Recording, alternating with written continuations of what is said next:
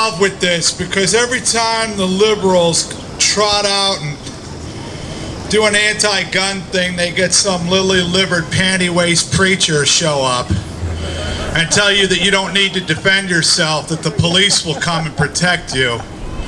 And I said to myself, it's time for the Black Robe Regiment to come alive again in this country.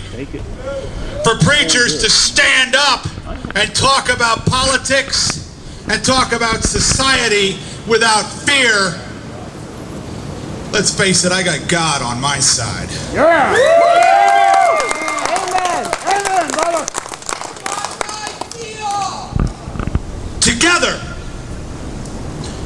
we gather as one voice here in Erie, Pennsylvania.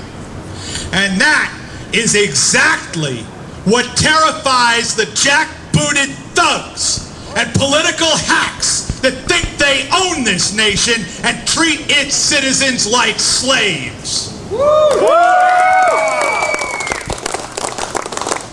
However, when patriots speak with one loud, unified voice, it is enough to shake the walls of Congress and to shatter the ivory towers of the White House itself. That unified voice is the one thing that has the power to return our nation to the constitutional republic that was created for, by, and of the people.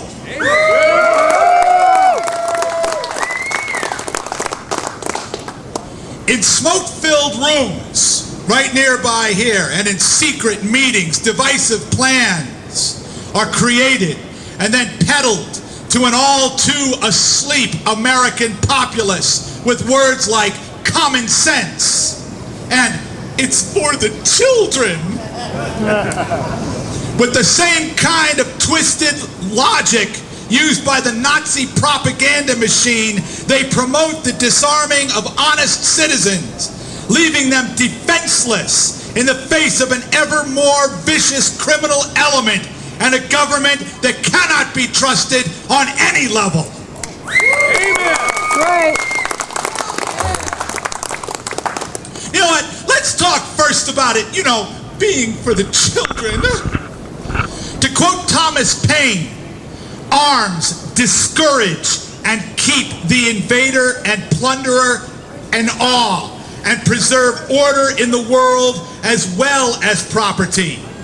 Horrid mischief would ensue were the law-abiding deprived the use of them. And in fact, today, we have far more than horrid mischief to show. And you know what? The answer, and I'm just a simple country preacher from a small town in Pennsylvania, to ensure the safety of our school children is elementary and simple. Let me tell you a story. I go to the gymnasium about 5 days a week and I noticed a young man there with a short cropped haircut and an Army t-shirt on. So I asked him, "Are you in the Army?" He said, "Yes, I'm in the reserve, sir." I knew he was telling the truth when he called me sir. I said, he says, "I'm in the Army Reserve." I said, "What's your MOS?" He says, "I'm an MP." I said, "That's a policeman, isn't it?" He said, "Yes, sir." "So you're trained to be a policeman?" He said, "Yes, sir." I said, "What do you do for money when you're not in the reserves?" He says, "I deliver pizzas." We paid for that young man to be trained as a police officer so that he could be home delivering pizzas for $7 an hour instead of paying him $10.50 an hour to go protect our kids in the school system. Have we lost our minds? Yes.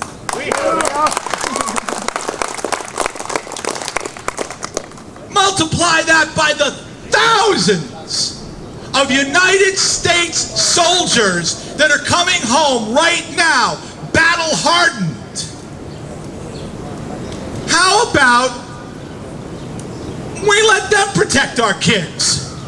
Now, I don't know about you, but if I was a crazed gunman that wanted to break into a school and hurt somebody, I don't think that I would want to take and look in the face of an airborne ranger or a Marine Expeditionary Force member or a Navy SEAL that has been battle-hardened in places like Fallujah and Tikrit.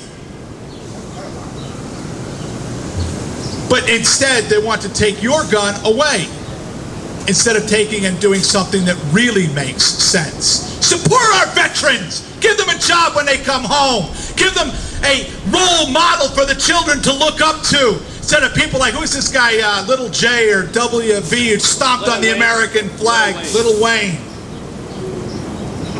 No. My friends, you know what? The real reason that the likes of Joe Biden wants to take your guns. I can't believe nobody booed Joe Biden. Is because to him the intoxication of power is nearly as alluring as the whiskey he so liberally partakes of, most likely from a brown paper sack. You know, sometimes I get a bit of flack alluding to the fact that Joe is a bit of a drunk. So I'm going to make a deal with him. When he stops talking like America's embarrassing drunk uncle, I will stop mailing him AA lists to his house. All right.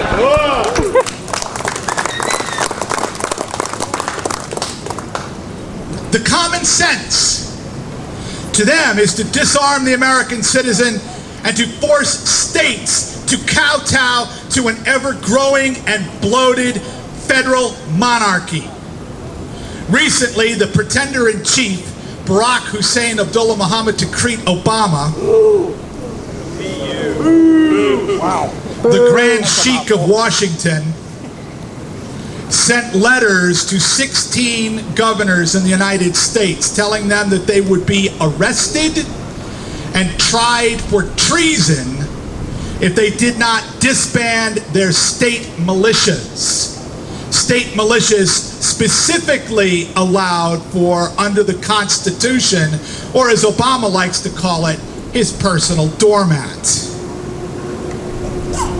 To quote George Mason, I ask, sir, what is the militia? It is the whole people except for a few public officials. The agenda is clear. An unarmed and docile populace that may be ruled at the whim of a dictatorial socialist regime who cares not for the rights of the Second Amendment nor any other right granted to them by God himself. The power grab even extends to small cities like here in Erie, where the town council cannot seem to understand that the state preemption on them passing any gun laws. Now, we find ourselves in a court battle to win back that which is clearly ours in the first place. One has to ask themselves if the local liberal politicians understand the Pennsylvania Constitution when it says the right of the citizens to bear arms in defense of themselves and the state shall not be questioned. And it appears that Mayor Sennett's private Gestapo force has been questioning quite a few of you today as to whether or not you have a firearm. The current administration has no problem ignoring your rights under the Second Amendment.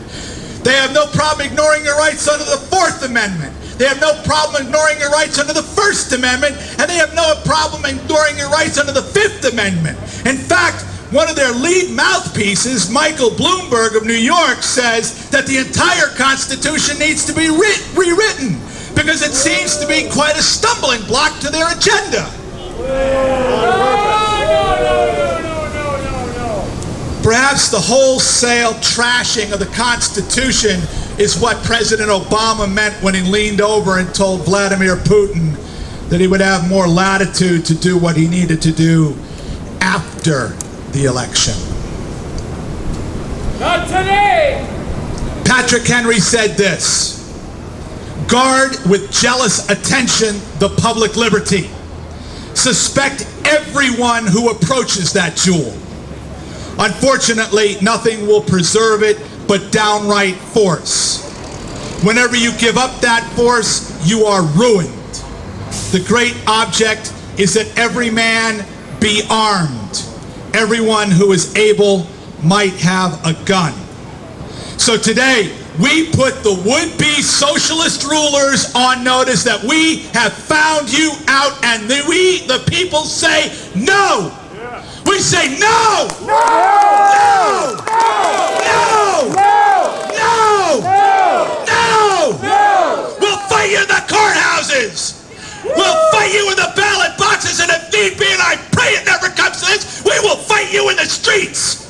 We will not go into the night silently like whimpering lambs, loaded onto trains into relocation or re-education camps. My people did that already in the 40s, and we say never again. We're American patriots, and we are a force to be reckoned with.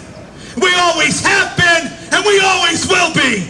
Mullen Lobby, come and take it. Mullen Lobby!